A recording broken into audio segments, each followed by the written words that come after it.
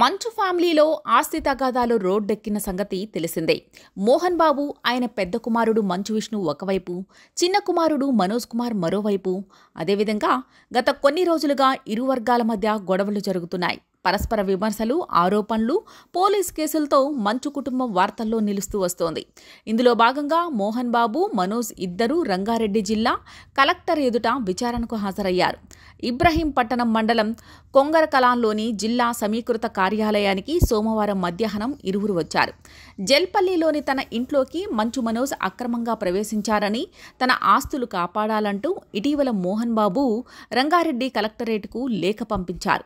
Senior citizen act 2007 కింద తనకు రక్షణ కల్పించాలని కోరారు. కొద్ది రోజుల క్రితం మనోజ్ రంగారెడ్డి జిల్లా అదనపు కలెక్టరేట్ ఎదుట హాజరై తన తండ్రి ఫైల్ చేసిన పిటిషన్పై విచారణ ఇచ్చారు. ఈ క్రమంలోనే సోమవారం మధ్యాహ్నం మోహన్ బాబు, మనోజ్ ఇద్దరూ కలెక్టర్ అండ్ జిల్లా మెజిస్ట్రేట్ ముందు హాజరై ఆస్తి వివాదాలకు సంబంధించిన వివరాలు అందజేశారు. మోహన్ బాబు, మనోజ్లను జిల్లా మెజిస్ట్రేట్ దాదాపు 2 గంటల పాటు విచారించినట్లు తెలుస్తోంది. మనోజ్ తన ఆస్తులను అక్రమంగా ఆక్రమించారని తనయుడిపై మోహన్ బాబు ఫిర్యాదు చేశారు. ఆస్తి తన కష్టార్జితమని, దీనిపై ఎవరికీ హక్కు లేదని ఆయన స్పష్టం చేశారు.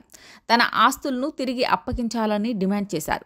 మరోపక్క కొన్ని డాక్యుమెంట్లో విచారణకు హాజరైన మనోజ్ కూడా తన వాదనను వినిపించారు. ఆ సమయంలో తండ్రి కొడుకుల మధ్య కొద్దిసేపు వాగ్వివాదం జరిగినట్లుగా వార్తలొస్తున్నాయి. మంచు మనోజ్, మోహన్ బాబు ఇద్దరూ ఆస్తి తగాదాకి సంబంధించిన వివరాలు అందజేసిన తర్వాత వచ్చే వారం మరోసారి విచారణకు హాజరు కావాలని మెజిస్ట్రేట్ ఆదేశించారు. విచారణ ముగిసిన తర్వాత మోహన్ బాబు, మనోజ్ మీడియాతో మాట్లాడకుండా రంగారెడ్డి జిల్లా కలెక్టర్ కార్యాలయం నుంచి వెళ్లిపోయారు. దీనికి సంబంధించిన వీడియోలు సోషల్ మీడియాలో చక్కర్లు కొడుతున్నాయి. ఇకపోతే మంచు ఫ్యామిలీతో రచ్చ జరుగుతున్న నేపథ్యంలో రీసెంట్గా విష్ణు, మనోజ్ మధ్య ట్విట్టర్ వేదికగా డైలాగ్ వార్ నడిచింది. సింహం అవ్వాలని ప్రతి కుక్కకి ఉంటుంది, కానీ వీధిలో మొరగడానికి, అడవిలో గర్జించడానికి ఉన్న తేడా కనీసం వచ్చే జన్మలో అయినా తెలుసుకుంటావన్న ఆశ అంటూ విష్ణు రౌడీ మూవీలోని మోహన్ బాబు డైలాగ్ను పంచుకున్నారు. దీనికి కౌంటర్గా సింహం అవ్వాలని ప్రతి ఫ్రాడ్ కుక్కకి ఉంటుంది, ఈ విషయం నువ్వు ఇదే జన్మలో తెలుసుకుంటావు అని మనోజ్ పోస్ట్ పెట్టాడు. తర్వాత #విస్మిత్ అంటూ ఇండైరెక్ట్గా విష్ణుని టార్గెట్ చేస్తూ మనోజ్ మరికొన్ని పోస్టులు పెట్టడం హాట్ టాపిక్ అయింది.